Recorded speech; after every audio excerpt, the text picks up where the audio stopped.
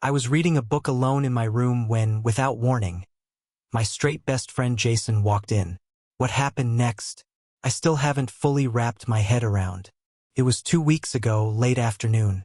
The kind of quiet that settles over a house when the world outside seems to hold its breath. No cars. No voices. Just the steady hum of the ceiling fan and the soft rustle of turning pages. Golden sunlight spilled through the sheer curtains, casting faint shadows over my messy bed. I was curled up in my usual spot, pillow behind me, legs tucked under a blanket, halfway through a novel I'd never admit to loving. One of those slow-burn love stories, full of tension and the things left unsaid. The kind of story that let me feel things safely, things I couldn't say out loud, hopes I didn't dare let surface. I turned another page. The main character had just confessed something to his best friend. Something I knew I never could. Not to him. Jason. Just thinking his name made my chest tighten. He'd been my best friend since high school. And now we shared this cramped apartment with me. Jason, who had no idea what he meant to me. Jason, who gave me no reason to believe he ever would. He was straight. Undeniably, frustratingly straight. Athletic, popular, always swiping through dating apps. Drifting from one fling to the next. And yet, he was also the guy who brought me takeout when I forgot to eat. Who cracked ridiculous jokes during finals just to make me laugh. Who sometimes sat way too close without realizing what that did to me. I was mid-sentence when I heard the familiar jingle of keys at the front door. My heart skipped. Then came the soft thud of it shutting. His voice casual. "Yo, you home?" I froze. My eyes stuck on a single word printed in the center of the page. Confession. I didn't answer. Maybe he'd think I was asleep. "Hello?" He called again, louder this time. His footsteps echoed down the hall. Uneven, like he'd already kicked off his shoes. "I know you're here. Your book's on the counter." I smiled despite myself. Jason noticed everything. A second later, my bedroom door creaked open, no knock. Classic him. He leaned against the doorway, wearing joggers and a white tank top that clung just a little too well. His hair was a mess, but in that effortless way that made me want to look away and stare all at once. "You really need to learn how to lock your door," he said, stepping inside like the room belonged to him, too. I glanced up, smirking. "Ever consider knocking?" He flopped down onto the bed beside me, the mattress dipping under his weight. His thigh brushed mine, and I fought the urge to pull away. Not because I didn't want the contact, but because I did. Jason yawned. "Nah, I like keeping you on your toes. One of these days you're gonna give me a heart attack." "I already do. Admit it." "It's not," I said, reaching for it. His voice was light, playful, but there was something in his eyes, something unspoken. I tried to refocus on my book, hoping he'd get bored and leave. But he didn't. Instead, he leaned closer, peering over my shoulder. "What's this one about? Another tragic romance?" I angled the book away. "None of your business." "Ooh, secret shame. That means it's good, doesn't it?" Before I could stop him, he snatched the book from my hands and turned it over to read the cover. "Summer by the Lake," he read aloud. "Sounds steamy." He laughed, letting me take it back. But when our hands touched, something in my chest lit up. It wasn't new. It happened every time. But this time I didn't recover as fast. My hand lingered just a second too long. I pulled back, flustered, embarrassed. Jason noticed. He didn't say anything at first, just watched me. "You okay?" he asked. I nodded, eyes fixed on the book. He laid back, arms folded behind his head, staring up at the ceiling. "You're always in here reading. Don't you ever get tired of being alone?" "I'm not alone," I said softly. He turned his head toward me. "Yeah, but I mean alone. I didn't answer. I wasn't sure how. What was I supposed to say? That being alone felt safer than being honest? "Books don't judge," I said finally. He gave a small smile. "No, but they don't touch you either." My heart stuttered. He hadn't meant it like that. Or had he? "You're weird," I muttered. He rolled onto his side, facing me. "So are you." That's why we're friends. His arm brushed mine as he shifted. I tensed. Every nerve suddenly lit up. He was too close. Too everything. Then, barely above a whisper, he asked, "Do you ever think about things being different?" I turned to him. His eyes locked on mine, serious, steady. "Different how?" I asked. He shrugged, but it looked like it took effort. "I don't know. Just not like this." I felt like I was holding my breath. There was something there. Between us. Always had been. But we'd never dared to name it. I opened my mouth to speak, but Jason suddenly sat up, rubbing the back of his neck. "I'm starving." "Got any snacks?" Just like that, the moment was gone. Or maybe he let it go. But I couldn't stop thinking about it. About that look. About that question. He left the room, rummaging around in the kitchen. I stayed frozen, the book limp in my lap, the words long since blurred. I traced the frayed edge of the cover, but my mind kept circling back. "Do you ever think about things being different?" He could have meant anything, but it didn't feel like nothing. When he came back, he had chips and soda in hand.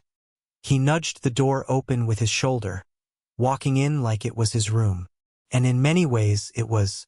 Jason had never really respected personal space. Not out of rudeness, he just didn't see the lines. He hugged too long, borrowed things without asking, sat way too close. And I'd spent years pretending not to care. "Here," he said, tossing me a soda. I caught it just in time, the bottle cold against my skin. "Thanks," I murmured. He cracked open his drink and reclined beside me, shoulder brushing mine again. He didn't move away. "So," he said between bites, "what were you reading that had you looking like you were about to cry?" I blinked. "Cry?" He smirked. "Punch someone. Maybe both." I glanced down at the book. It was a sad part. He nodded. "No teasing." Just quiet understanding. "What happens?" he asked. I hesitated. "It's about two people who love each other, but can't say it." "Why not?" Jason exhaled, running a hand through his hair. "Everything," he said softly. "You, me. The way I've been feeling around you lately, it's like I want something, but I'm scared wanting it might ruin everything." His voice cracked, just a little, but it was enough. I'd spent years convincing myself that whatever this was couldn't be more, that it was all in my head. But now, sitting this close, with him looking at me like he was waiting for permission, I didn't know how to keep pretending. "What do you want?" I asked, barely a whisper. He blinked. "What? You said it feels like you want something. So what is it?" He looked down at his hands. Slowly, he reached out, fingers brushing mine. Hesitant, unsure. He didn't look at me, and I didn't pull away. "I don't know what this means," he said quietly, "but I don't want to stop it." My heart pounded in my chest. I stared at our hands, not quite holding, not quite separate. "I don't want to stop either," I said, the words slipping out before fear could take them back. He looked up, and I saw it all. Fear, relief, hope so raw it almost hurt to witness. He shifted closer, inch by inch. "Can I try something?"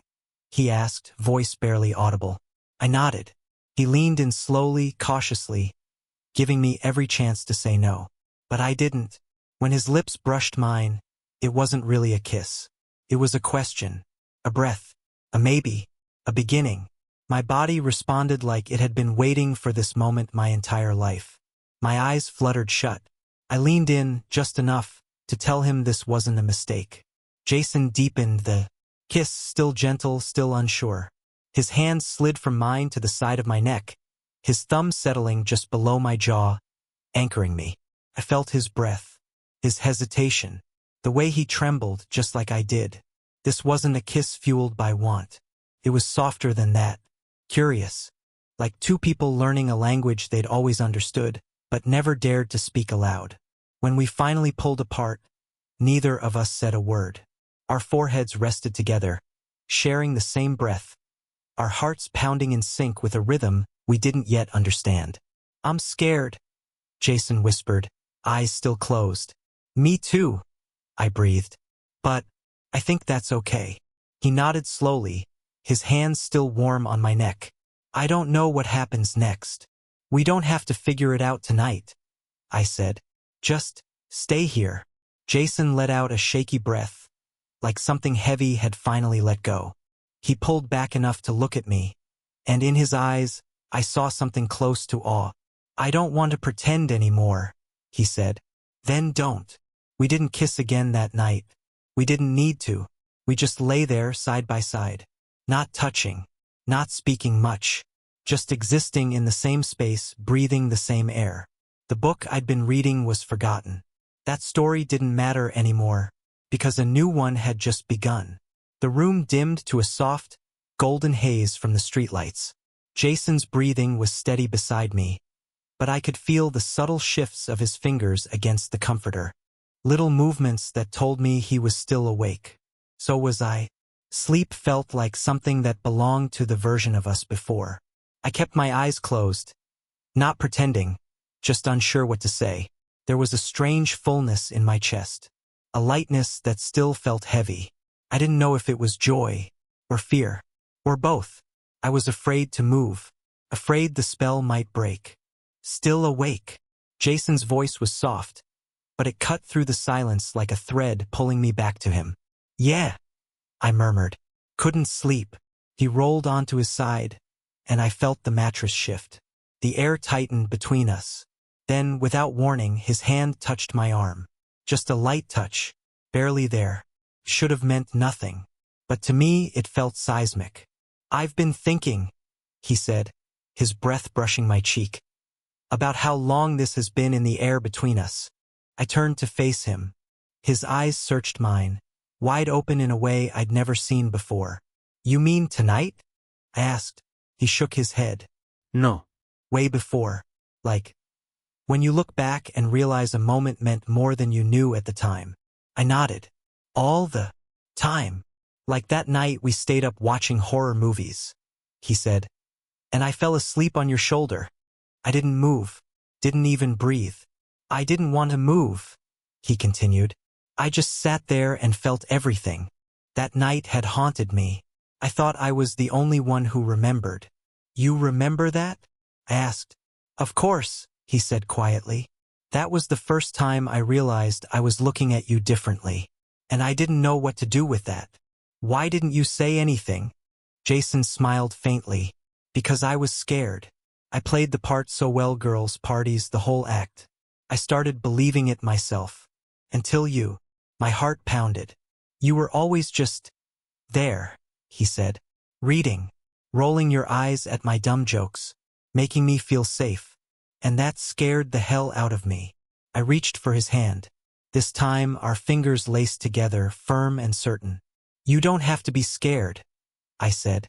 I know, he whispered. But I still am. Not because I don't want this. God, I want this. I just don't know how to be this. I don't know what it means. For me. It doesn't have to mean anything right now, I said gently. You just have to be honest. With yourself. And with me. He exhaled slowly and leaned in. His leg pressed against mine. His entire body angled toward me. Like a question. Can I kiss you again? He asked. I didn't answer. I just leaned in. And this time, there was no hesitation. His lips met mine with certainty. It wasn't a whisper. It was a declaration. His hand cradled my cheek as our mouths moved. Slow at first, then deeper. Everything we'd buried, everything we'd silenced, came rushing to the surface. The tension, the glances, the touches that were never accidents. The closeness we'd always denied. His kiss turned hungrier. My fingers tangled in his hair. A quiet sound escaped him as his hands slid to my waist, drawing me closer. When we finally pulled apart, our foreheads pressed together, breath mingling in the dark. I don't want to stop, he whispered. Then don't. We kissed again, and again, more certain, more open. Every touch carried weight, every moment layered with meaning. Eventually, we went further. It hurt a little, but it was beautiful because it was us, together. I ran my hand down his back, feeling the way his body trembled against mine. He looked down at me, uncertain, but connected. You okay? He asked. Yeah. You? He nodded, then kissed me again.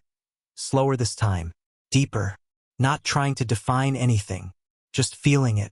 We stayed wrapped around each other, the line between friendship and something more slowly fading. It was messy in places, overwhelming in others, but it was real, and it was ours. Later, as the morning light filtered through the blinds, I lay awake beside him. Jason's arm was around me, his chest rising and falling with steady breath. He was still asleep, but I wasn't. I couldn't stop watching him, couldn't stop replaying everything in my head. Not just the kisses, not just the closeness, but the way he held me, like I was something that grounded him. I still couldn't believe it. Jason, my best friend. Except, was he just that anymore? I turned slightly, studying his face in the soft light. He looked peaceful, relaxed. His lips parted as he murmured something I couldn't quite hear. I wanted to freeze this moment, but time always moves. Jason stirred beside me. His arm tightened around my waist as he nuzzled in closer. Then, slowly, his eyes opened, sleepy and soft. Confusion flickered briefly, then recognition. Hey, he whispered, voice thick with sleep. Hey, I said back. A pause settled between us, heavy with everything unspoken. Are you okay? I asked. He hesitated, then gave a small nod. Yeah, I think so. You think so? He propped himself up on one elbow. I just don't want you to think last night was a mistake. I blinked, surprised. That wasn't what I expected. It wasn't, I said quickly. Jason, I meant it. Me too, he replied. Everything I said, everything we did. I might not have all the right words yet, but I wasn't confused. I wanted it. The knot in my chest slowly began to loosen. I don't expect you to have it all figured out, I said softly. I just needed to know it wasn't something you'd wake up and regret. I don't, he said. If anything, I regret not doing it sooner. I stared at him, unsure what to say. He reached up, his fingers gently brushing my cheek. I've been scared for a long time, he said. Scared this would ruin us. He looked down, then back at me. But last night didn't feel like ruin. It felt like relief. I placed my hand over his. It did, I said. It felt like breathing. We stayed like that, facing each other, hands entwined, wrapped in something fragile but steady. Eventually, Jason sat up and stretched.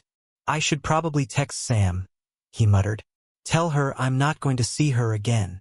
My stomach tensed. Not out of jealousy, just the quiet intrusion of reality. You sure? I asked. He turned to me, certain. Yeah. I don't want to pretend anymore. That word again. Pretend. It had followed us for so long. You don't have to do everything at once, I said. Let this be ours. For now. Jason smiled and leaned in, pressing a kiss to my forehead.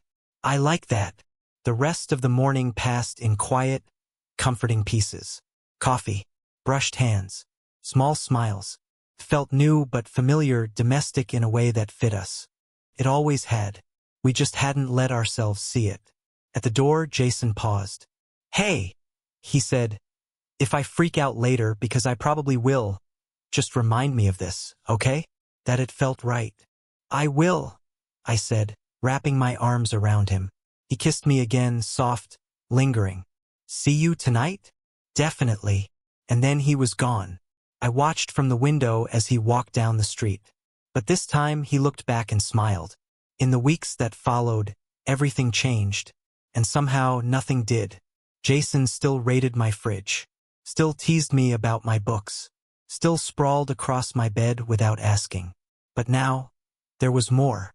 A brush of fingers in the kitchen. A longer glance. Quiet touches in the spaces we used to ignore. We didn't talk about labels. Not yet.